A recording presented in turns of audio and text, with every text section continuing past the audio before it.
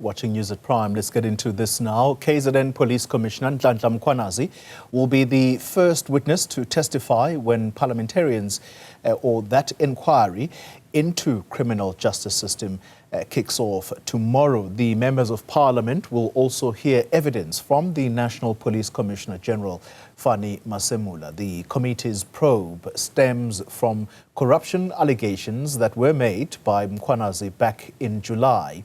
He claimed that political interference in police investigations and collusion with the criminal syndicates was taking place. Mkhwanazi has already appeared before the Nhlanhla inquiry, which has been adjourned until next week, Monday.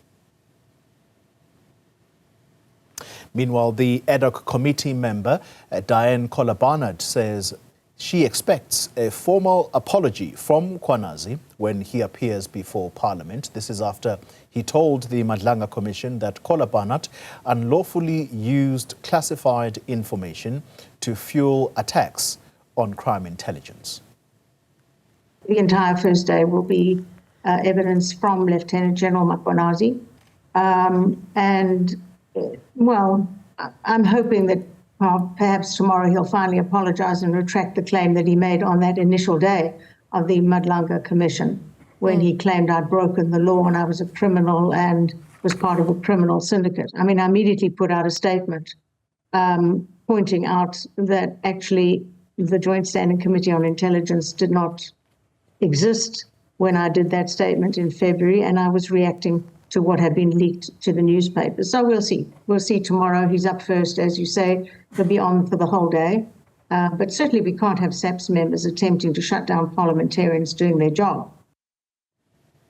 All right, let's continue to explore the possibilities of what we might expect from that inquiry, and that is as it gets underway tomorrow. We're joined now by the former Standing Committee on Public Accounts Chairperson, Themba Godi, who talks to us from Mpumalanga this evening. Mr. Godi, good evening to you. Thank you very much for making time for us. Can I start with an overriding question that says, might this ad hoc committee be an opportunity for Parliament as a whole to regain the confidence or its standing in South African society by using the very committee that is going to probe this to show South Africans that indeed Parliament is still worth its salt, given what came out of the State Capture Commission of Inquiry?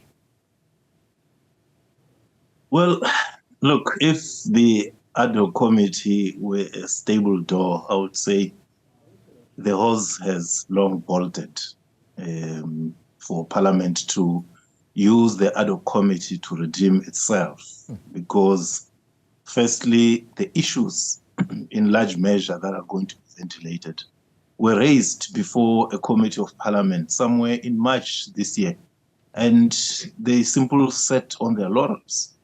Secondly, after the president announced the setting up of a commission, I kept asking myself the question, so what is Parliament doing with the ad hoc committee? It seems to be an attempt at redeeming itself than a genuine attempt at probing and bringing out issues that might assist in improving administration in the country. So I am very much interested to find out what their line of questioning will be or probing will be, taking into account the extent of detail that General Mkhwanazi gave at the Nhlanhla Commission. Are we going to see a rehash? They're now going to get the National Police Commissioner, Masemola, to also come. He has already appeared in the Nhlanhla Commission. So what exactly is Parliament going to be doing? Except I've seen that Kohler-Barnard wants an apology. Maybe that's what she will do, try to squeeze an apology. But beyond that, I'm struggling to see at a substantive level what it is that Parliament might achieve. That's a very interesting look on things or take on things, because what you effectively are saying is that the parliamentary process, as you've put it, the horse has almost bolted. And so it raises the question, might this ad hoc committee, with this first witness, as you put it, Kohler-Barnard is saying she expects an apology from Mkhwanazi, might they be faced with a hostile witness who might possibly look at them and say, but I was here. I put these things out before you in March, and this was long before I decided to go and have a press conference on the 6th of July to ventilate exactly the same things that I told you and you possibly took for granted. Do you think that might be Mkhwanazi's attitude before this ad hoc committee? Well, as a civil servant, I think he will try to couch his responses in a way that does not appear to be hostile towards Parliament. But I think what he might remind Parliament is that actually he initiated engagement with the chairperson of the Portfolio Committee. I dare say that even the meeting in March was as a consequence of Mkhwanazi's initiative. Gave them information and they did nothing about it. Well, they may try to go through the motions, but I believe that the general public might look at it and say, you guys are trying to redeem yourself. Remember that on the Nhlanhla issue, the Constitutional Court was very unkind to Parliament in terms of its dereliction of duty and responsibility. And even in this particular instance, I think Parliament has failed to do its part when it had information. Now, Mkhwanazi calls a press conference, the whole country is up in arms, and then Parliament jumps and say, we want to probe this. Even some of the grandstanding around seeking Mkhwanazi to appear before the ad hoc committee, before Nhlanhla Commission, was so unreal, to put it diplomatically. So let me revert then to an earlier comment you made, and that is that you fail to see what it is that Parliament is going to try and get out of this, given that the Nhlanhla Commission is in motion. Are we going to learn anything new, therefore, based on that statement from the ad hoc committee? Anything new, particularly from Mkhwanazi and Masemola, who've already been at the Nhlanhla inquiry? Now, you see, the issue for me is that, of course, the commission has been instituted by the president, the executive. Parliament must do its job. You see, if Parliament had started its ad hoc committee in March and the president set up the Nhlanhla Commission, then we would say maybe the president is reacting, but it is the other way around.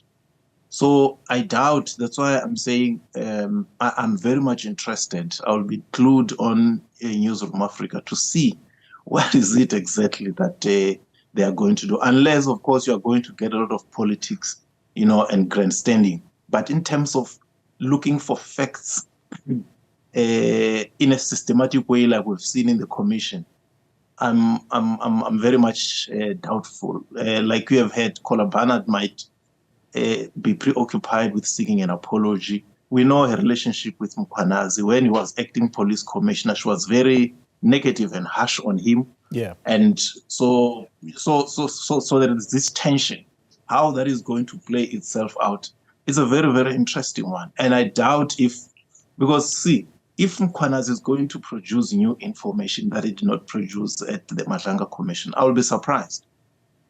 I'll really be surprised, because that is the one commission that I believe the whole country is focusing on, and not what is happening in Parliament, a Parliament that fails to hold the executive to account.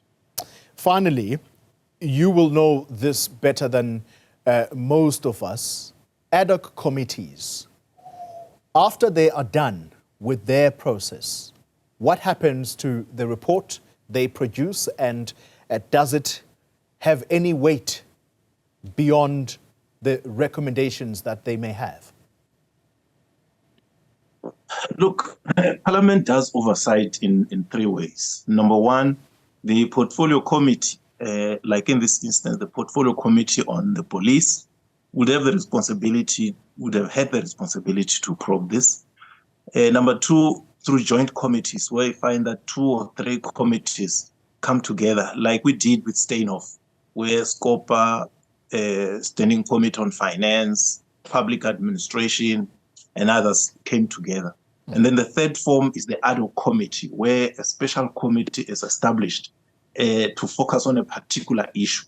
But all committees of Parliament, when they are done with their work, they report to the National Assembly, where the report is either adopted or rejected. Once it is adopted, it is now in the hands of the Speaker, who must then communicate it to the relevant department, to the relevant minister, or to the President, whatever the case might be. And it is still a recommendation.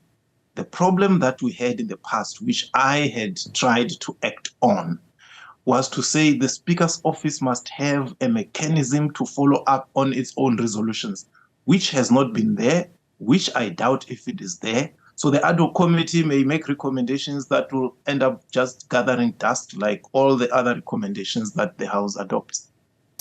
Themba Godi, thank you very much for your time, and good to talk to you. And he is the former SCOPA chairperson talking to us from Mpumalanga.